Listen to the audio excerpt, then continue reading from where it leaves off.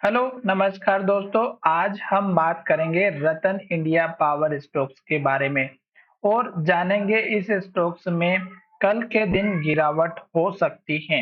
Reason क्या है वो भी हम यहाँ पर डिस्कस करेंगे और ये वीडियो आपकी एजुकेशन के लिए है। बाय सेल की कोई एडवाइस नहीं है, फिर भी आप ट्रेड करते हैं तो अपने फाइनेंशियल एडवाइजर से कंसल्ट करें, क्योंकि हमारा ये वीडियो आपकी एजुकेशन के लिए है और बाय सेल का मैं कभी भी किसी भी वीडियो में मैं आपको नहीं बताता हूँ। केवल और केवल डाटा और टेक्निकल चार्ट के बेस पर मैं आपको प्रेडिक्शन के बारे में बताता हूँ कि कल हमारे इस स्टॉक्स में ये लेवल्स देखने को मिल सकते हैं।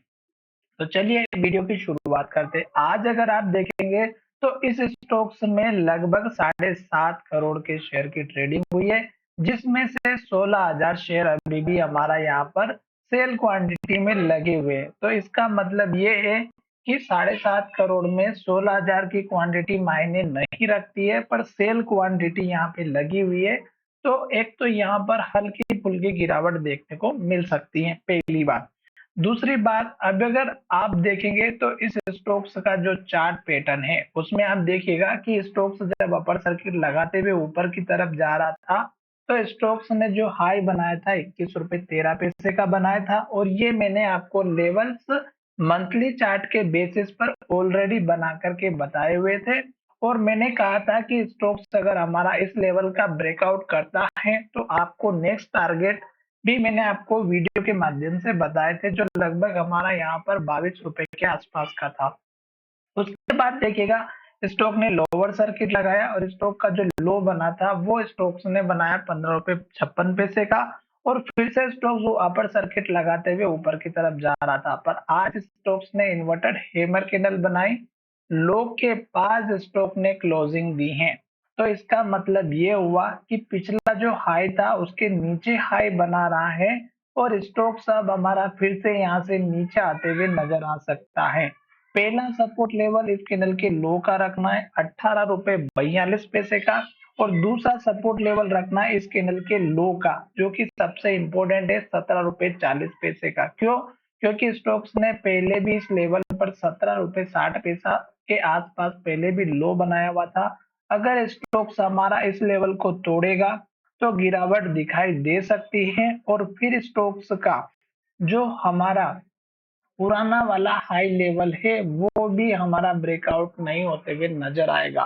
तो अब स्टॉक्स में एक दो दिन के लिए गिरावट आ सकती है। लास्ट का लो हमारा यहाँ पर बना हुआ था, जब स्टॉक्स ने लास्ट का यहाँ पर बनाया था। तो लास्ट के लो को आप अपना स्टॉक का major stop loss support level लेकर के चलिएगा, क्योंकि ये 15 रुपए 56 पैसे का है और स्टॉक सभी 19 रुपए के आसपास चल रहा है। अगर स्टॉक इस लेवल को तोड़ेगा तो फिर से स्टॉक्स में गिरावट आ सकती है। अगर आप मूविंग एवरेज के अकॉर्डिंग काम करते हैं तो मूविंग एवरेज अभी हमें पॉजिटिव इंडिकेशन दे रहा है लॉन्ग टर्म के लिए, क्योंकि स्टॉक्स हमारा 200 डेज के मूविंग एवरेज के ऊपर चल रहा है। पर आपको मूविंग एवरेज के बारे में भी पता होना चाहिए कि मूविंग एवरेज कब और कैसे काम करता है। अगर आप देखेंगे तो मूविंग एवरेज अभी 9.79 की रेशो में चल रहा है, जो कि यहाँ पर आपको दिखाई दे रहा है जो नंबर है, और प्राइस हमारी लगभग उसके डबल है, 18-19 रुपए के आसपास। तो ये जो बीच की गैप है इसमें मूविंग एवरेज काम नहीं करता है, इस बात का ध्यान रखिएगा। साथ ही स्टॉक्स का लास्ट का लो जो कि यहाँ पर बना हुआ है, ये अपना स्टॉप लॉस लेकर के चल सकते हैं। ये वीडियो आपकी एजुकेशन के लिए था। साथ ही मैंने मंथली चार्ट के बेसिस पर आपको पहले ही बताया था कि स्टॉक्स जब तक मंथली चार्ट में हाई बनाएगा आपको बैठे रहना है, और अगर स्टॉक्स हमारा हाई बना करके हाई की तरफ क्लोजिंग देगा तो बैठे रहना है, और अगर लो की तरफ क्लोजिंग देगा तो गिरावट आ सकती है। साथ ही मैंने आपको पुराने लेवल के बेस पर इस कैंडल का हाई और इस कैंडल का हाई सपोर्ट के लिए बताया था, जो कि हमारा पहले भी हमारा हाई बना हुआ था। टारगेट मैंने इस कैंडल के हाई का बताया था और दूसरा टारगेट इस कैंडल के लो का बताया था। फिर मैंने आपको टारगेट इस कैंडल के लो का बताया था, जो लगभग हमारा 26 रुपए का था। एक लेवल हमारा यहाँ पर था जो लगभग हमारा 25 रुपए का था। तो इस तरह से मैंने आपको 21 रुपए 40 पैसे का एक लेवल बताया था, और अब स्टॉक्स में हमें यहाँ से गिरावट आती हुई नजर आ रही है, तो इस कैंडल के हाई के आसपास का मेजर सपोर्ट लेवल रखना होगा। तो चलिए वीडियो को यहीं विराम करते हैं। धन्यवाद, मिलेंगे नए वीडियो में।